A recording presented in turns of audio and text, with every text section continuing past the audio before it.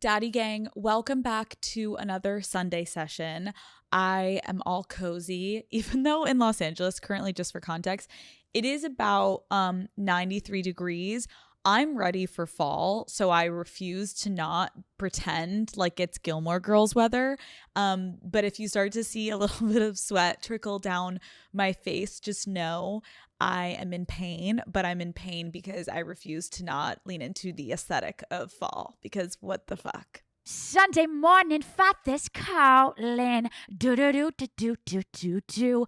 Every Sunday's Father's Day. What the fuck?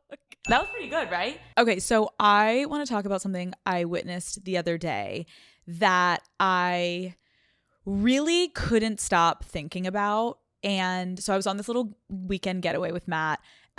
We were sitting by the pool. I was reading my book, eating some chicken fingers, having a little Aperol spritz like I fucking deserve. And all of a sudden, a couple sat down a few seats over next to Matt and I. They were probably in their late 20s, maybe early 30s. I don't know. I wasn't really paying too much attention to them at first. But then within minutes of laying down, the girl told her boyfriend, babe, you need to put on sunscreen. And he didn't do it. So she playfully kind of sat up and started rubbing it on for him. Now, I hate putting sunscreen on people. I feel like that's a common thing. But, I was like, oh, maybe that's kind of cute. Like, I don't know if I would do that for Matt. No, I would. And I've done it for Matt. But he knows, like, if I have fucking fake nails on, don't even think about it because it's going to get in and around there. But you know what? I was like, all right. At first, I was like, maybe it's kind of cute that she's doing that for him. But then he asked what their plan was for the night. And this is obviously a place where people are on vacation, right? Like, this is not somewhere that you would be at this little like weekend resort because you live here. You're probably here for a vacation that you guys have planned, right? And she went on to remind him that first they're going to be going back around to shower at 5:00 in their room. Then they have a hotel happy hour that she scheduled. And then she made a dinner reservation at a nice place in town. And he was like, oh my gosh, fuck, babe. Like, I didn't bring clothes for dinner. And literally without even missing a beat, she was like, yes, you did. I put your nice shirt in your suitcase and I brought a couple extra things in my bag for you. Now, was I fully eavesdropping on this couple? Maybe. Yes, absolutely. But at that point, I was locked in. And also, I feel like that's literally the point of going on vacation half the time is like people watching and getting to watch the way that other people interact. I was in fucking heaven. I was like, keep going. I'm downing my spritz. I'm hoping that they're going to get in a fight. I'm hoping they're going to be talking about family drama. Like, I'm elated that I have like a little bit of entertainment while I'm reading my smut book, okay? And so I'm locked in. I start watching, I'm observing, and this man kind of like lays down for a poolside nap. And all of a sudden, she sat up, clearly worried about him, and she was like, have you eaten yet? Are you hungry? And he gave kind of like a little half nod. A minute later, this motherfucker is snoring, and she's flagging down a waiter ordering him lunch while he's fully falling asleep. Now, at this point, I kind of saw what I needed to see. And again, I could be completely misreading this specific situation, but it made me realize that most likely this girl has fully turned into this boy's mother. And I want to talk about this because maybe some of you are like, what do you mean, Alex? Like, I've put fucking, sunscreen on my boyfriend before, and I've ordered my boy food, and I pack for my boy. Yeah, maybe. And maybe this is not a, parenting your guy situation, but most likely it is. And I feel this situation is becoming far too common for women. So I'm going to have a little check-in because mostly women listen to this podcast. This is a safe space. No boys are here, hopefully. If so, well, we like you because you clearly are not a piece of shit if you're listening to Call Her Daddy. My question to you guys is like, really think to yourself today. How many of you have had to remind your boyfriend multiple times to do a task that he should absolutely be handling on his own? How many times have you had to clean up after him, wrap a gift for him, or chase him down to make an appointment that he needs? He needs, not you, he needs. Okay. we're starting to ask the questions, right? You're like, oh, maybe, maybe, maybe. Have you ever had to remind your boyfriend to just simply brush his teeth? That's a big one. That's a really big one. If that's an yes, or you're all like raising your hands, I'm going to ask you to take a seat, maybe stop what you're doing. If you have to leave work, it's totally understandable. And it's honestly okay, because we need to have a really honest conversation. Because this conversation is that you need to stop mothering your male partners. Let me set the scene, okay? I'm going to break down what that actually means and what that entails. Mothering your partner is when you stop being this man's equal and you start being his caretaker. You are managing his responsibilities, his schedule, his emotions, his chores, all things he should be doing for himself as a grown adult.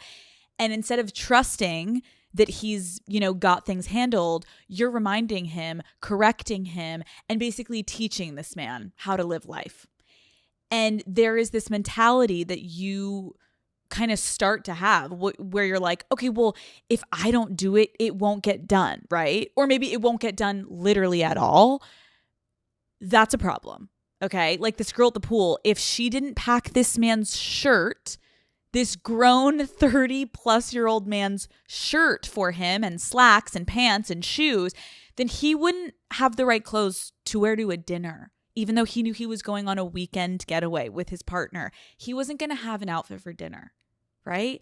And I think what I want to talk about today is like over time, a partnership like that can get really draining. I think we as women step in and fix situations for our partners because it just feels easier in the moment, right? To just be like, okay, I'm going to handle this so that we don't have any issues later. We're caretakers. The problem is when it doesn't just stop at one or two things, right?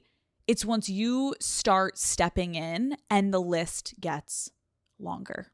And sometimes this type of behavior, it's not intentional at first, but there is a point where it starts to edge into manipulation once it becomes a pattern.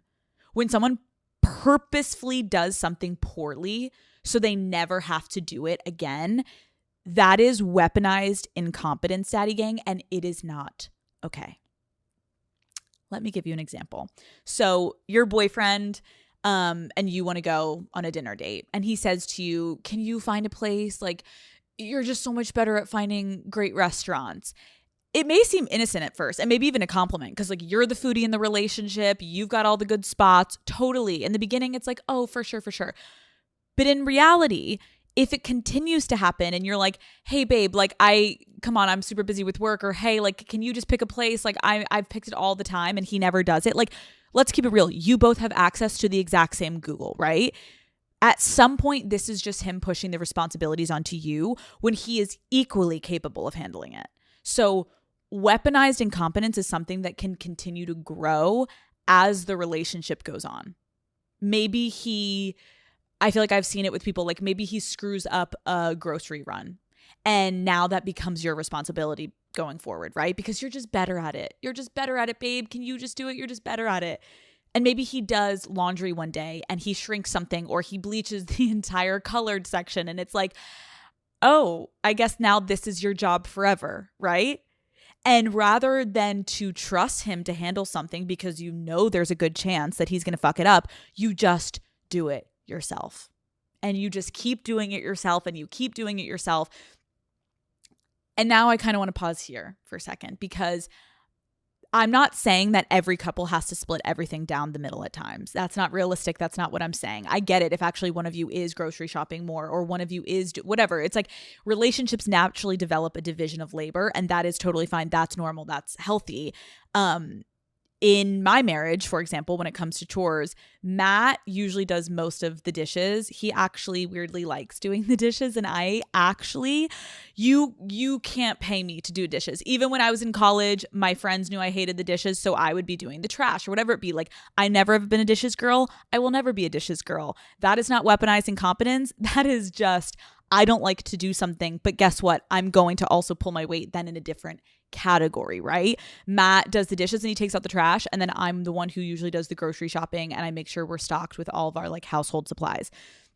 And these responsibilities, they're obviously allowed to ebb and flow, right? Like if one of us is slammed with work and maybe we're going through something, or one of us is more stressed than the other then naturally takes on a bit more, right? That's what a partnership is.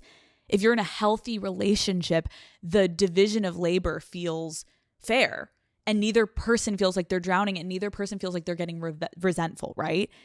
But if you're in a mothering relationship, you're taking on way, way more of the load. You're constantly doing things for him that he could and should be doing for himself, and he's letting you do it instead.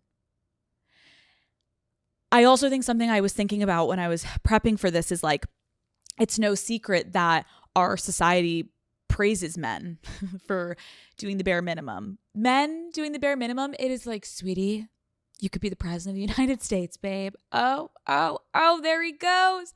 He's taking out the trash. Like you see a guy change one fucking diaper or take a kid in a stroller on a walk, and it is like, oh my God, you are so lucky. You have such an amazing partner. He's such an amazing dad. Meanwhile, we just expect women to do fucking everything without any acknowledgement, right? There is an insane double standard that we are all very aware of. Whereas women, we're told to back off, let the man take charge. But then when the guy drops the ball, guess who's expected to fix everything? And if we don't immediately do it, it's our fault.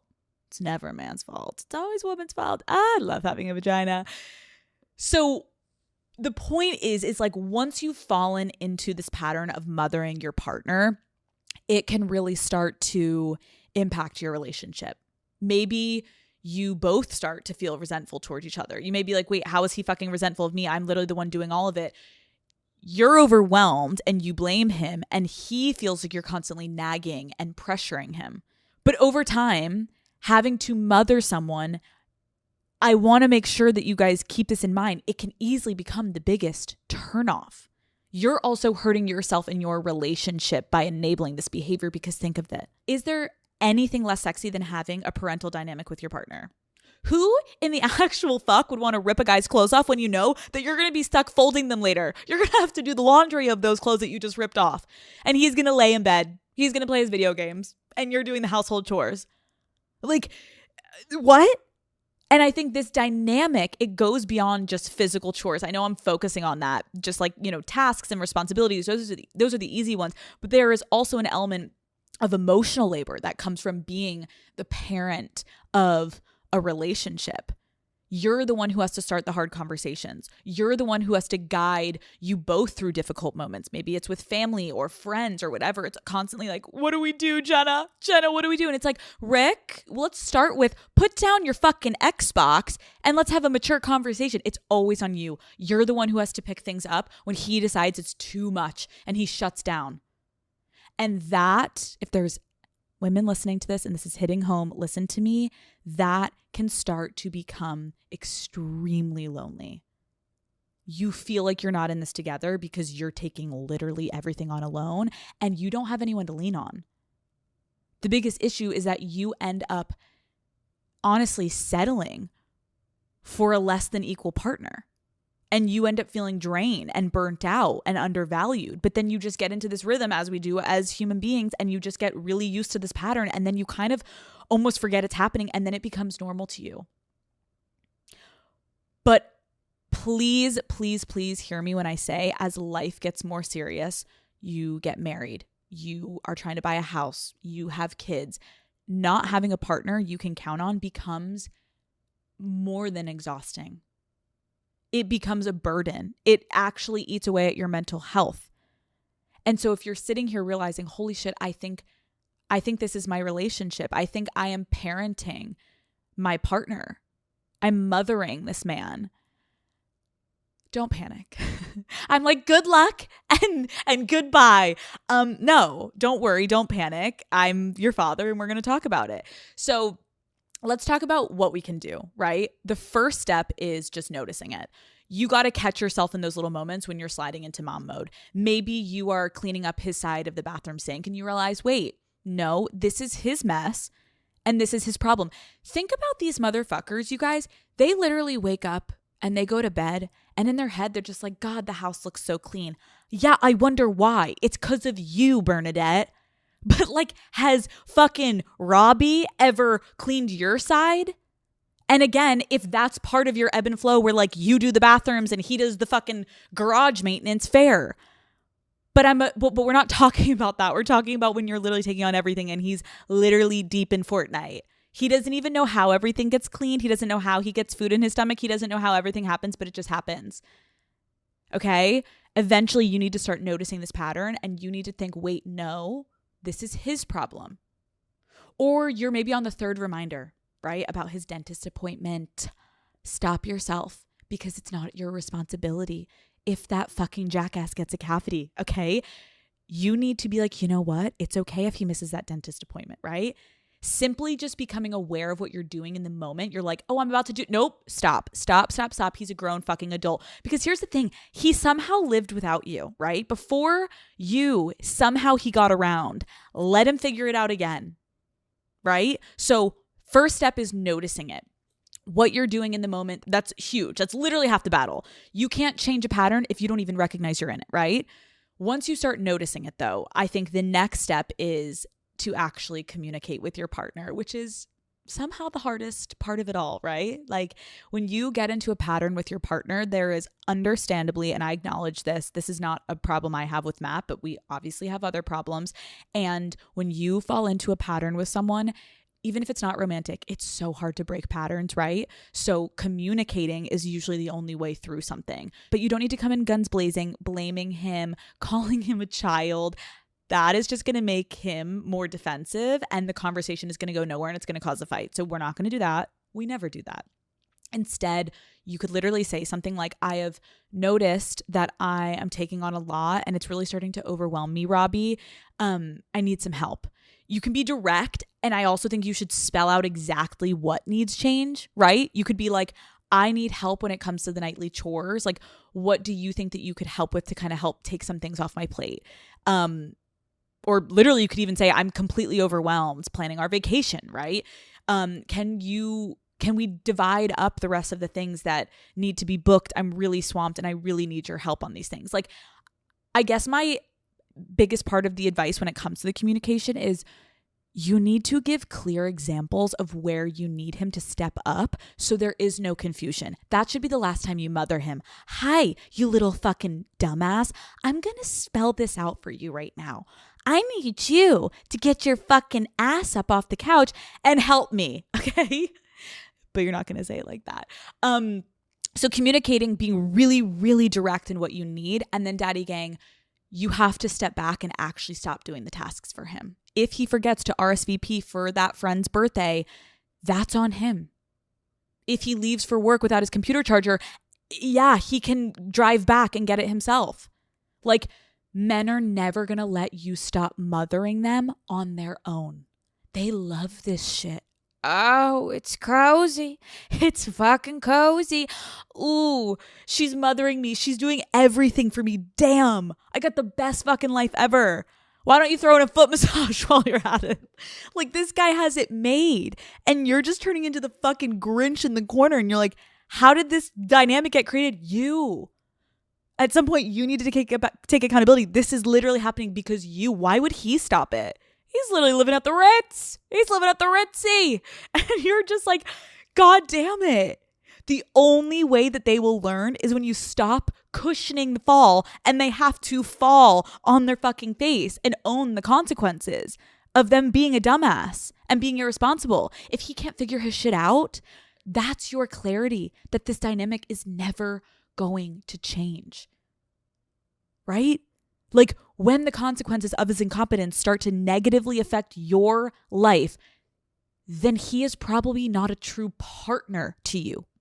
Doesn't mean you're not madly in love with him. Doesn't mean the sex isn't great. He's not a partner, right? You don't need to stay in a relationship with a guy who is a never-ending fixer-upper. Trust me, I've been there. It never works. There are guys out there who actually do have their shit together. I know that sounds maybe the most crazy thing I've ever said on Call Her Daddy. Wait, men actually have their shit together? Some, okay?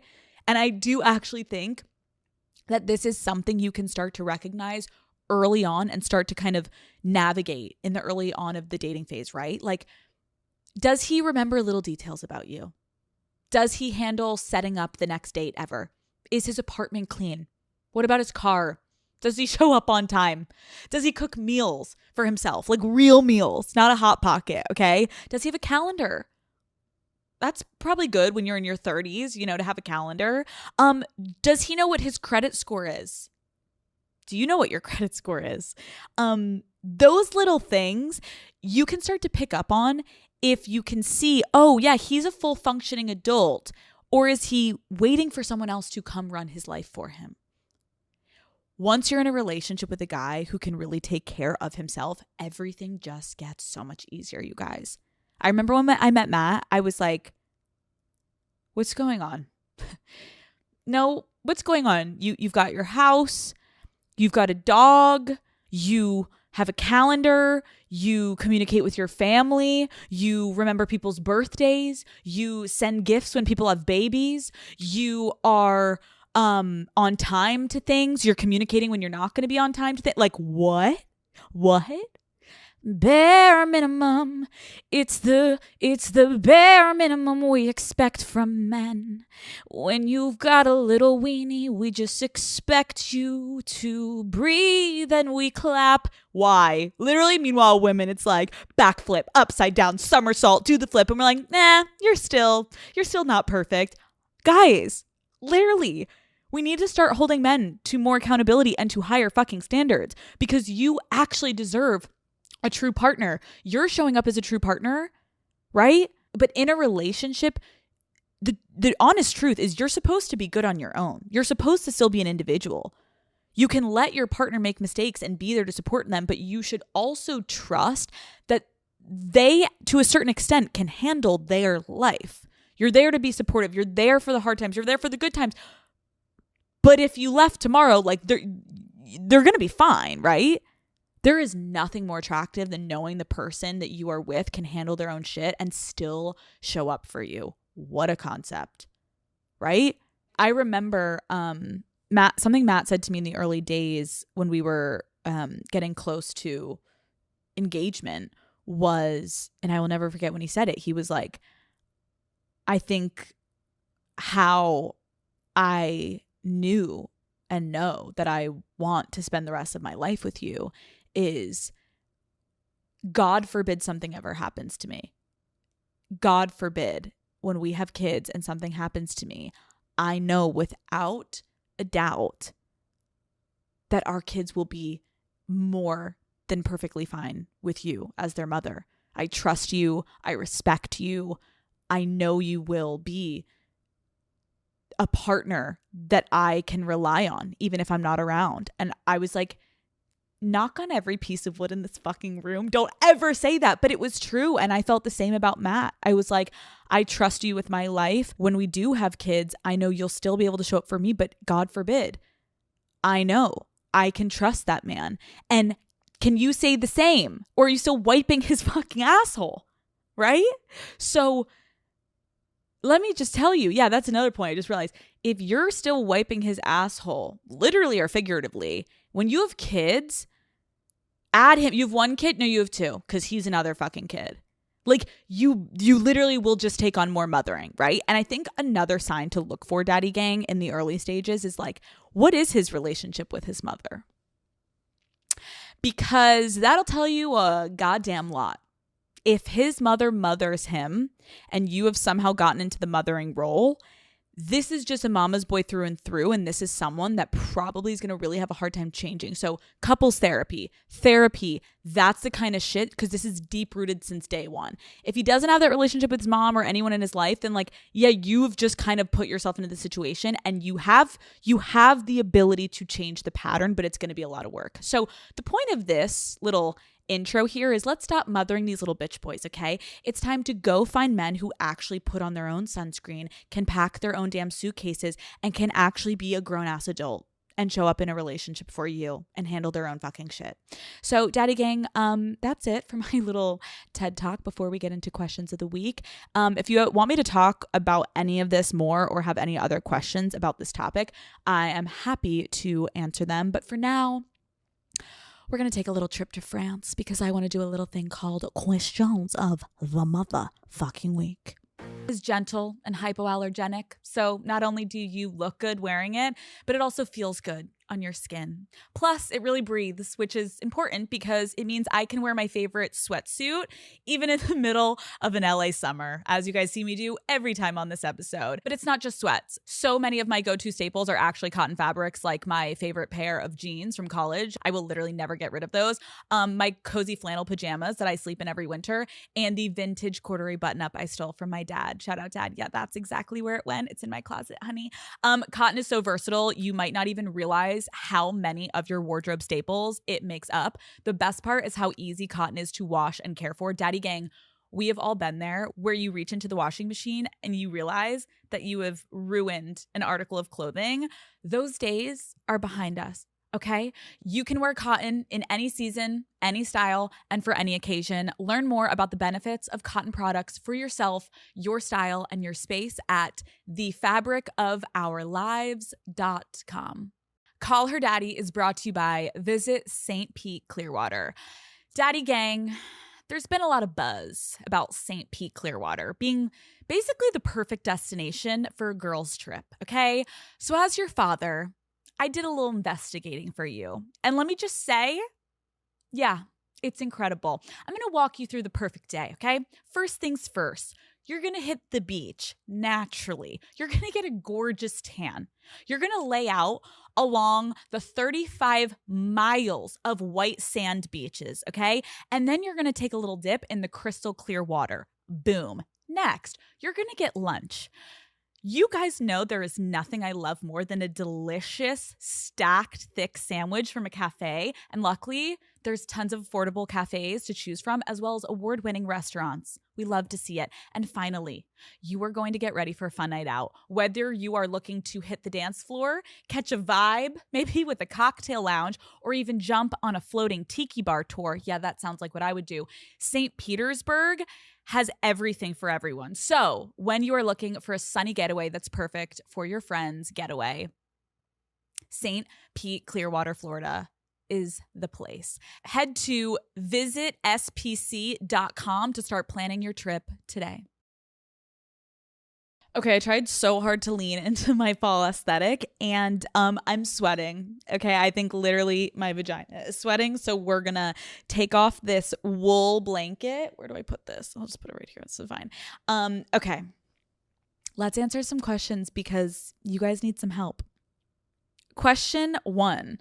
Hi, Daddy. I just listened to your engagement episode and wanted to write in to you about a specific situation. I have been with my boyfriend for 7 years. We bought a house together, got a dog, and we've talked about marriage a bit, but I still am waiting on a ring. I don't want to be the where is the ring girlfriend, but I am 28. Most of my friends are already married with kids, and I feel behind. He always says weddings are expensive, but of course they are. Our 8-year anniversary is coming up, and if he does not propose by then, I will be crushed. How do I handle this without becoming the nagging girlfriend? Okay.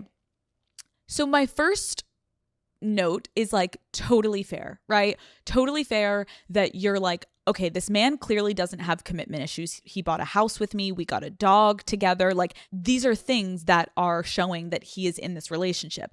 But 8 years and no ring. Listen, I'm not here to put my judgment. I'm saying what would work for me is not that. Like, I agree. 8 years is pretty long to go without any type of like, are we doing this for life or what are we doing here? I do want to say though, is like, it seems like you want this, but I always am adverse to the concept of like, my friends are doing it, I'm feeling behind. If it's just because you're friends, you always have to check in with yourself because like, don't do something just because other people around you are doing it. But if this is your 8-year anniversary and you're almost 28, this means that you've been together since you were 20.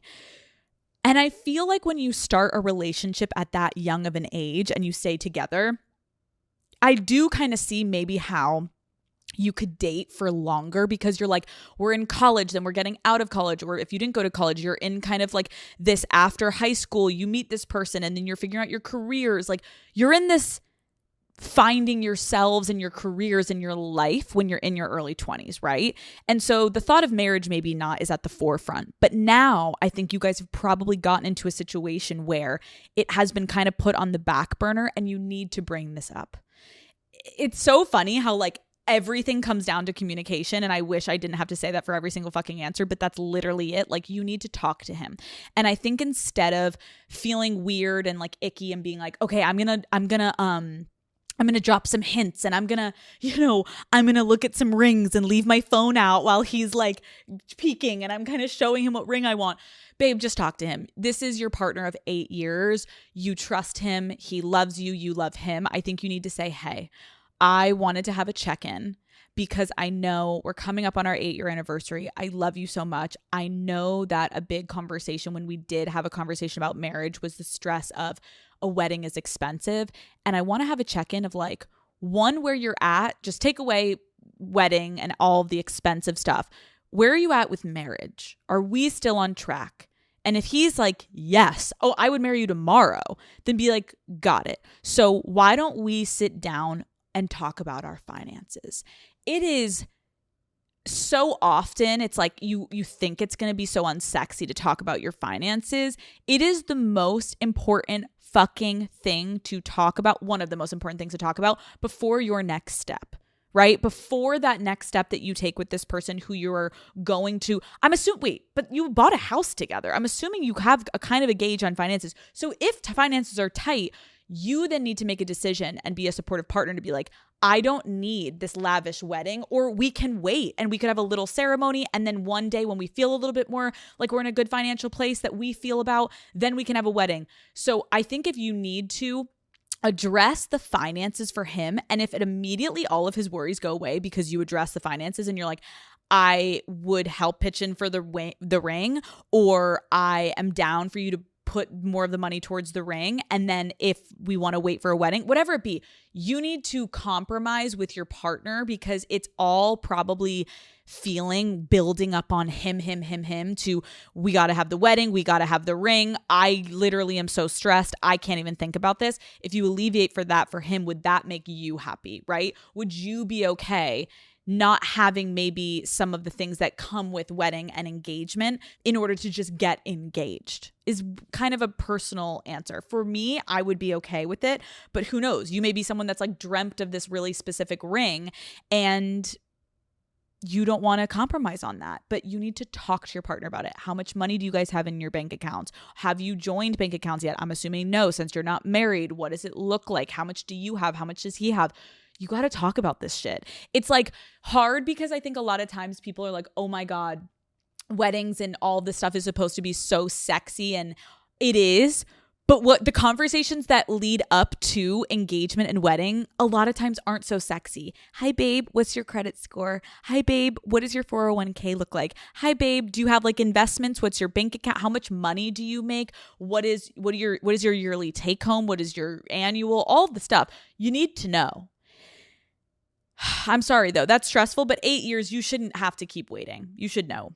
Okay, next question. Hi, Daddy. I have been with my boyfriend for about a year. I have given him head countless times. He has gone down on me less than 5 times. It's bothering me that the reciprocation is not even close to equal. I don't want to have to ask him to do it though, because then I'll be thinking he's only doing it because I asked him to. I don't think I'll enjoy it if it feels forced. But how do I go about getting a little action for myself?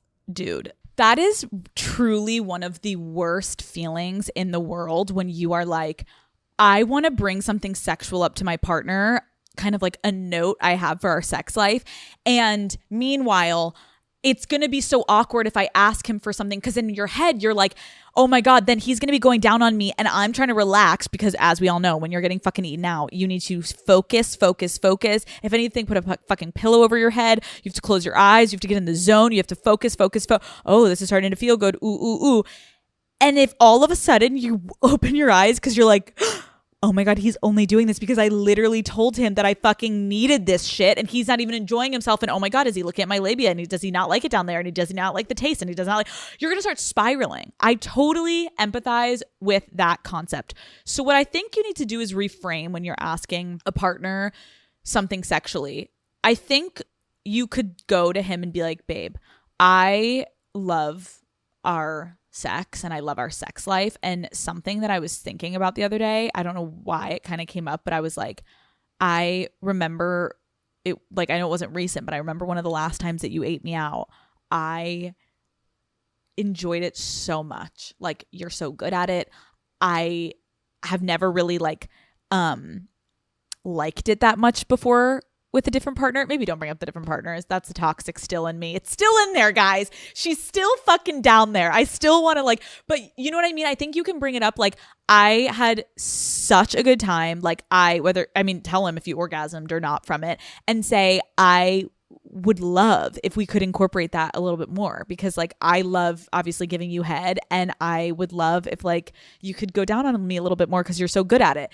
Compliment fucking sandwich. You know what I mean? I get it's awkward. I get it's not comfortable. But the point is like, you need to tell him, but you can't do it in a way that's like, I always give you head and you never fucking eat me out. So what the fuck, bitch? Because then he's going to be like, oh, I didn't know we were like counting who does what. And I just think, you know, guys are just so fucking insecure. Like, you got to just go about it like, I'm literally obsessed with when you eat me out, and I realize like we always just kind of like go straight to fucking, and I want more foreplay. Like, I need you to eat me out. I've been thinking about it. I've been thinking about it at work.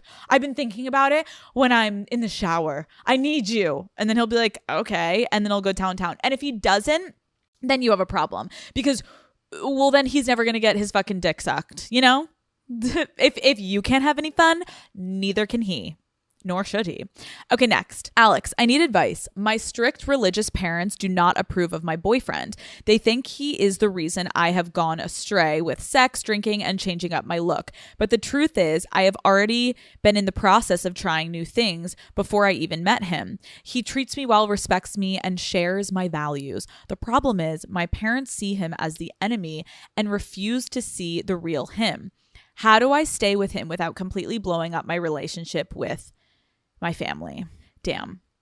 I mean, it's so hard when you start to change and your parents are like, wait, where's our little girl? Like, come back here. I think your parents are clearly grappling with the fact that you are forging your own path and you're becoming an individual and you're doing things for yourself, and you're not conforming to what they wanted for you and have wanted for you and have kind of shown you the way when you were living in their household. And now that you're an adult, they're kind of like, wait, excuse you, come back here.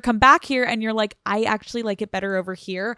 I think that's a really, unfortunately, relatable thing for a lot of people when you move out of your childhood home or you stop living with your parents. It's kind of like you just naturally see the world differently, as you should. You start to become someone that is an individual, and you're thinking for yourself and you're experiencing the world, and that's so healthy. I think something that you can do is have a conversation with your parents where you kind of explain to them why you're making these changes, right? Like, I think sometimes the problem when we are growing up is we look at our parents as the enemy. Sometimes, as you should, but a lot of times we think they're judging, and really the judgment and the comments, sometimes, I'm not saying all the time because your parents could be bigger dicks, but sometimes it's really because they're just like trying to understand because they don't feel a part of your life anymore. Your parents feel like, I don't even know her anymore, and she dyed her hair and she's doing this. Like, we don't even know our baby girl anymore. And you have to have a little bit of empathy in that capacity to just meet them where you want to be met and be like, guys, I want to have an open conversation. I realize there's been so much changing in my life, and I understand it's different than how you guys raised me. And I love so many things about you guys and my childhood. But as I have continued to grow into an individual, there's a lot of things that I love for myself that I know are different than what you guys love. And I want you guys to accept me for who I am. It doesn't mean I don't love you any less, but I'm also open if you want to ask questions of like, who I am, because can I be honest, it has nothing to do with Gerard or whoever your boyfriend is. You're like, it has nothing to do with Gerard. It has everything to do with me. It's a little bit of a dig, but I think you need to say this because they need to have more respect for you. I think you need to say something along the lines of like, I hope you guys know me well enough to know that I am an independent thinker. I'm an individual. I know who I am, and I'm not going to change for a guy. All of these changes are because I've wanted them. I have autonomy over my own life. I have autonomy over my own decisions. Yes, he's one of the decisions I'm making, but it's at my own volition. I'm doing it. He's not forcing me to do anything, you guys. You raised me in the capacity that like, I am able to make my own decisions, and how amazing that I have a vision for who I want to become and what I like and what I don't like. And I think if your parents can't meet you there, and again, be slightly open to them being like, but what about, and you can try to ease in, but I do think at some point you just have to be like, I get this is going to be difficult I'm changing from who I was when I was younger, but I want to have open communication, but I also need a lack of judgment moving forward. And hopefully they can meet you there. It's so hard though when you become an adult and you become an adult, emphasis, and then your parents are also adults and you're all like, oh my God. And it's like the Spider-Man thing where you're like, when did this happen? Where like, you're an adult and I'm an adult and now you have to treat me like an adult, but you're still treating me like a kid. And like, why are you treating me like a kid? Like, I'm allowed to dye my hair without fucking calling mommy.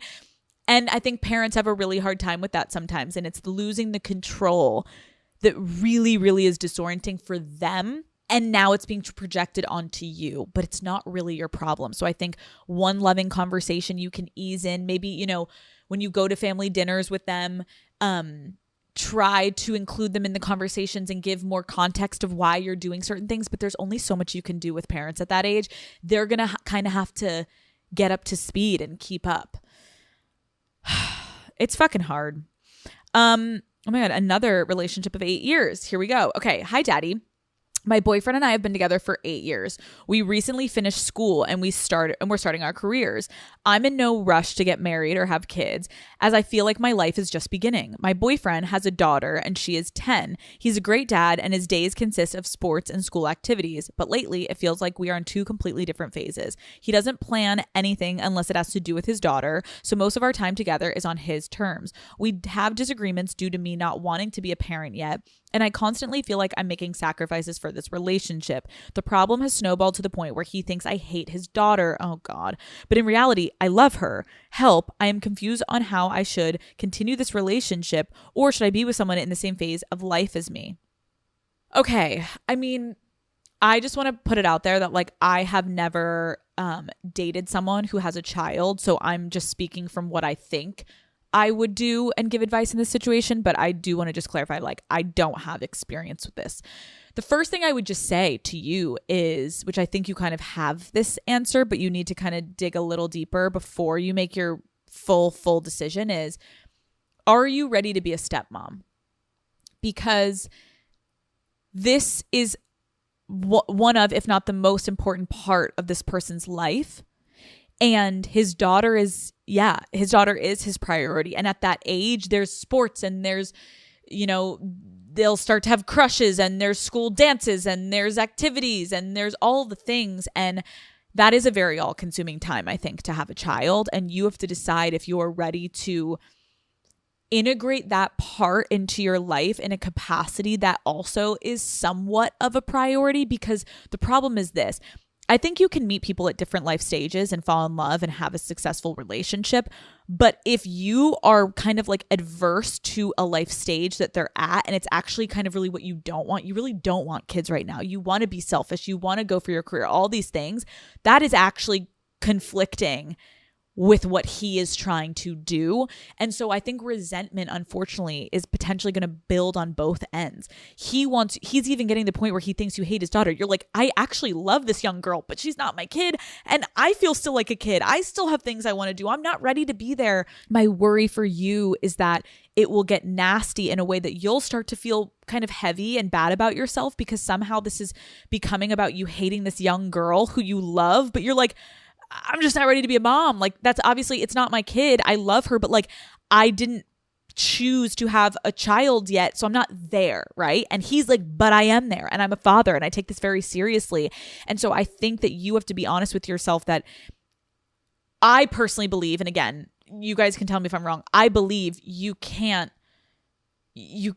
just be fully in this person's life expecting to be his priority when one of his biggest priorities is also not one of your priorities. Because then that's going to be like, we have to go on date nights and her not be involved. But what if she's sick? What if he needs to stay home with her? What if at the last minute he needs to be the person that's having the after soccer practice house party? You know what I mean? Like, there's so much that is going to dictate his life through having a child whom he loves, and he's loving that part of his life, that unfortunately, I think this is pulling you both in two different directions.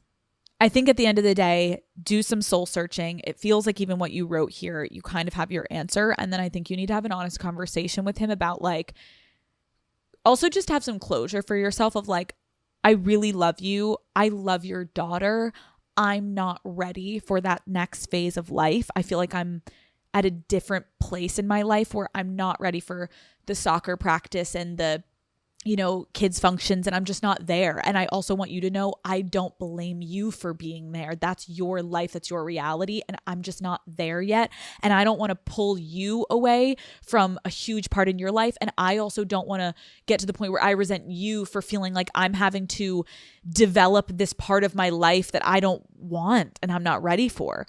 And maybe you can just, you know, take a break, go on pause, or who knows, maybe one day you'll be ready and you'll go back to each other. But right now, I think the bottom line is sometimes when you're in such different life places, love isn't enough and you can't keep trying to force it because you're going to start feeling like just pure shit about yourself, and you're going to either get resentful or you're going to start compromising to the capacity that you lose yourself and you lose your dreams and you lose your wants and hopes and all the things, because you're going to live someone else's happiness and their dreams and their wants. And that is not healthy. I feel like everyone is talking about wearable tech, but so much of it feels too clunky to me. And when I decide to actually take off my sweat set and put a real outfit on, the last thing I want is a distracting gadget just ruining my gorgeous look. Enter the Oura Ring. The new Oura Ring 4 ceramic is a stylish expression of Oura's smart ring technology. It's sleek jewelry that also tracks over 40 biometrics like sleep, recovery, and stress. Crafted from high-performance ceramic, it's comfortable for 24/7 wear and lasts up to 8 days on a single charge. With no screens and no vibrations, the Oura Ring 4 ceramic is seamless whether I'm at a Pilates class or I'm at a dinner meeting. It comes with 4 colors: Petal, a soft pink; Midnight, a deep blue; Tide, a fresh seafoam; and Cloud, a versatile off-white. My favorite. I definitely have my eye also on the Petal color. I like to mix it up.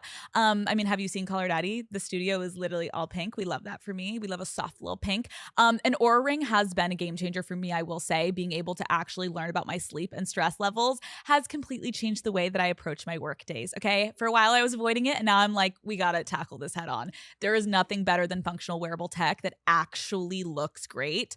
So, ready to elevate health and style? Learn more at ouraring.com/CHD. That's OURA ring.com/CHD. Okay, next. My boyfriend is having issues with his appearance and gaining weight. I've been trying to support him, but when I do, he makes up excuses. For example, I tell him we can go for a run or a workout, and he says he's too tired or will do it tomorrow. I try to give him space, but if I don't mention a workout, he ends up not doing anything at all. He also eats really, really bad unless I'm there to cook us a healthy meal. I don't know what to do. Is it even my place to help? Is this a deal breaker? Okay, my first note for you, which we can get to him because I, have empathy obviously in all of the things that come to like health and exercise and people being at their own pace and struggling. But for you, who is the partner in this dynamic, my advice is like, it kind of goes back to the beginning of this episode of stop mothering your partner. You're in a situation where you're trying so fucking hard to just get this guy to take care of himself and get healthy. And you are like, if I don't do it, he's not going to do it. So I'm trying to get him up. And I think it's you clearly grasping onto the relationship for dear life, being like, I can't watch this anymore. I can't watch you self-destruct. I can't watch you be unhealthy. It's not as attractive now because you can't take care of yourself. And I'm starting to feel like, what are we doing? We're on 2 different paths. I want to be healthy and I want to do all these things. And you're just here. And if I don't help you, then it just stays there. That's a lot to put on yourself.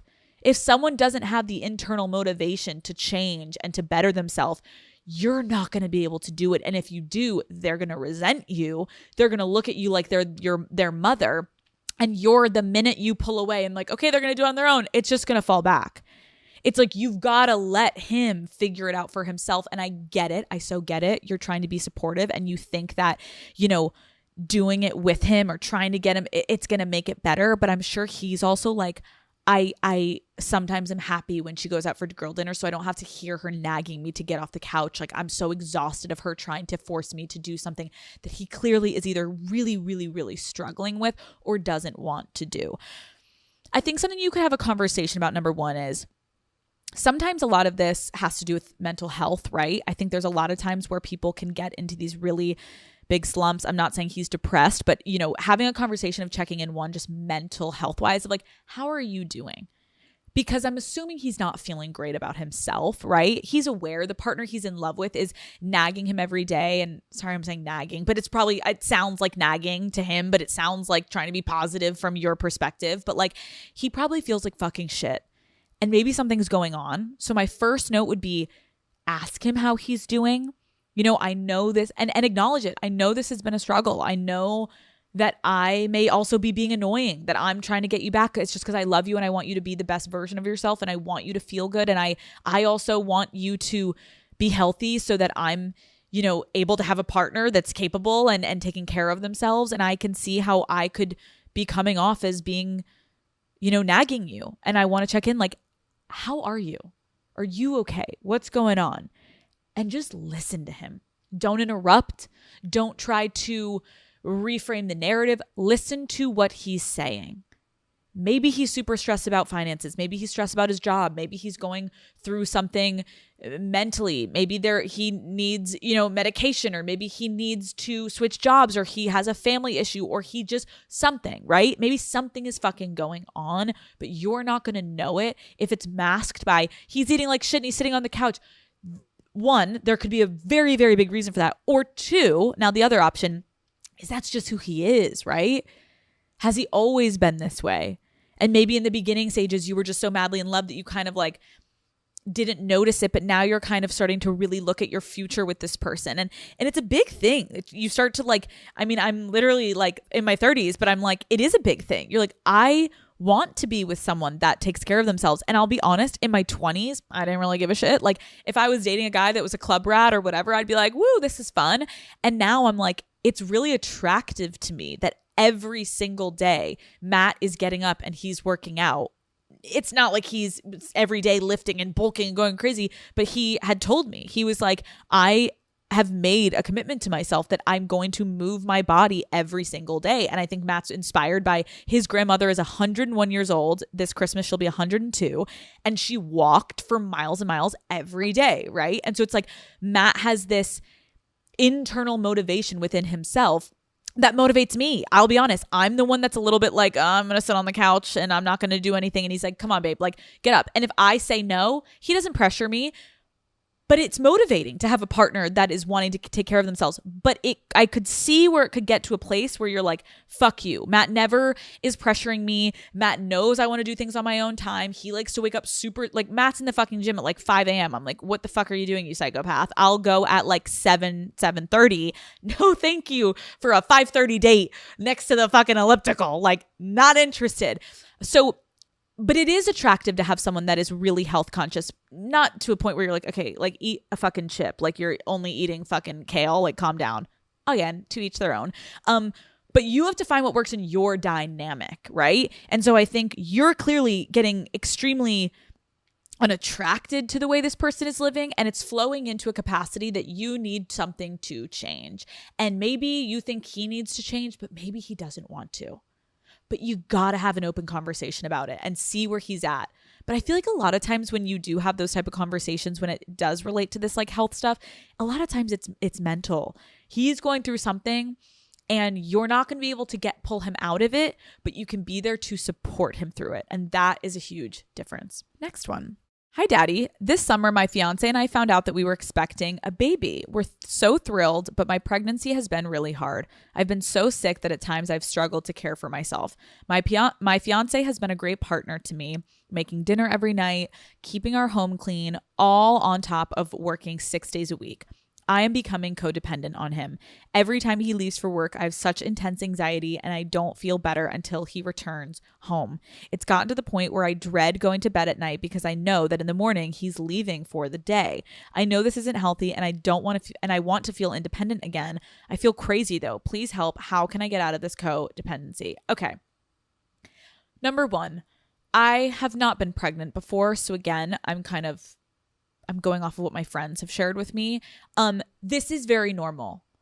This is something that, unfortunately, I don't think that many women publicly speak about because for fear of shame, for fear of like, what do you mean? Motherhood's so fucking beautiful. Everything should be fucking perfect. It's not. Your body is going through the biggest change it will ever go through in your life. You are carrying a physical human being inside of you. You are growing a new human being inside of you. Your hormones are all over the place. Your body is changing. Your identity is shifting. You are no longer just you. You are a soon to be mother. You are a pregnant woman. You're going through so much. And your husband gets to get up every day, wave goodbye, and walk out the fucking door. And when he shows up to work, no one knows he's pregnant because he's not, but no one knows. They don't need to know he's dealing with, he doesn't have hormone things going on. Maybe they don't even know he's has a wife who's pregnant. He gets to be the same fucking Joe Schmo that he was the day before you got pregnant and then the day you got pregnant. His life doesn't fucking change. So he is steady Eddie. He is understandably the one that you probably feel like you can rely on because nothing has changed in his fucking life except for supporting you, who everything is changing for you, right? So give yourself grace that it is okay that you are feeling like you're losing your mind a little bit. I had lunch with a friend of mine who has a new child, and she opened up to me and was like, Alex, not putting pressure on you, but whenever you get pregnant, if you can get pregnant, of course, knock on wood, I hope you share a little bit of this because there's no one out there that's really talking about the really kind of shitty shit that mentally you go through. And again, everyone's situation is so different. There's people that experience just pure bliss, which I have a hard time believing everything goes well, right? And then there's people that, there's postpartum, there's all these things. But the point is we don't give women enough grace during pregnancy and also, if anything, even more after pregnancy. Once you pop out the baby, everyone's like, okay, you're fine, right? You're fine. And you're like, hold on. So giving you grace here, no, you should not feel guilty that you've gotten yourself into a position where you feel like you're leaning into codependency. So my advice for you would be, number 1, talk to your partner. This whole episode, talk to your partner. That's literally the whole point of this whole episode is talk to your fucking partner. No, talk to your partner, sit him down, be so fucking vulnerable and open. Babe, first I want to just say thank you. I literally couldn't do this without you. You every single day have amazed me by how you are able to help me, be there for me, juggle all the things at home for me, and then you're going to work. I love you. I respect you. I see you. Thank you. I need to be honest. I think I'm kind of losing it a little because I've let you do these things, and a lot of the moments I've needed you to do them, but now I'm losing myself a little bit. And I think I need to take some things back, right? But I want you to like hear me and work with me here because I don't want to feel like I'm doing it alone. Like, what do you think? What should I take back? And like, let's talk about it. Maybe I could take back, maybe I go grocery shopping, or maybe I'm going to do the dishes, or maybe I'm going to, whatever it be. And have him aware though, not be like, you're just taking it back. So then he's like, oh, maybe she's feeling great. And then he adds more to your plate. Share with him. This is a struggle. I'm going through it. I need you to support me. I'm thinking I can take on more. I may not be able to. And then I think if you are capable, therapy.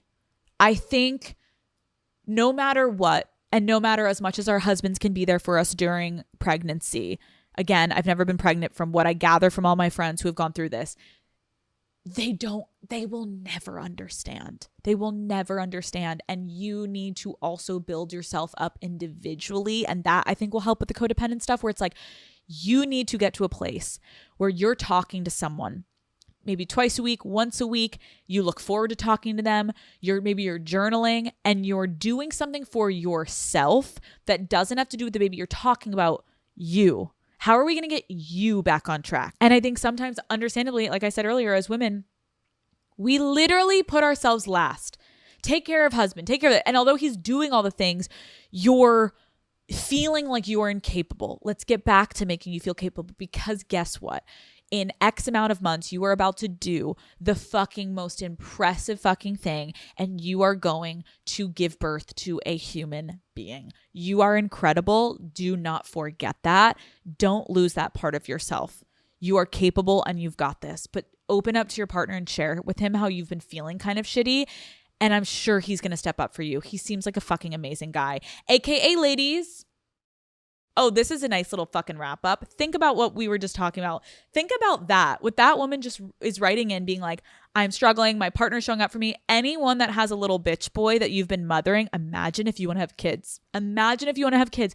Think about how hell it will be if you are with and marry a man that you have mothered, and then you need a little bit of fucking help when you're pregnant or you have kids, and you just literally have another fucking kid sitting next to you and you're alone. Set yourself up for success in the partner that you're choosing. And I was thinking about doing a full episode on how to know you have the right partner and what to look for in a partner, because there's a difference between a partner and there's a difference between a husband who is going to potentially be the father to children. Like, there's a lot that goes into play of your personal, obviously, what you want in your life. Maybe some people don't want kids. Maybe some people do want kids. Finding a partner in your life is such a big fucking step, and it is probably one of the most important decisions you ever make in your life. And so choosing that person, it should not be a rush. It should not be overlooked. And if there are already things that you are sitting in the dating phase with this person that you were like, I cannot fucking stand you, or, oh my God, I have a pit in my stomach, or, oh, he just doesn't make me feel good. Like my mother always said, shout out Lori, anything that bothers you before you get married is only going to get 10 times worse once you marry this person, and especially once you have kids. If you think a marriage or a kid is going to put a band-aid or fix something, it is going to make it worse. So choose the right fucking partner, daddy gang. No pressure. But yeah, I can do a whole episode on that. I love you guys so much. And thanks for hanging out with me today. I love you. Oh, by the way, our blackberry acai is now without a doubt my favorite flavor for unwell hydration. And if you want to get this flavor, it is on Amazon. You can Amazon Prime it. It's fucking delicious. I put vodka with it. There's no vodka in here. I mix it with vodka every single morning. No, I put vodka on the weekends into a little cup with this as my chaser, and it's fucking delicioso. If you don't drink or you just want something with electrolytes and hydration, this is my new favorite flavor. So go to Amazon and Amazon yourself some, because yummy, yummy. Okay, I love you guys so much. I'm trying to think, is there anything else that we need to do? No, there's nothing except go break up with your not shit boyfriends if you are mothering them. Love you. I will see you fuckers on Wednesday.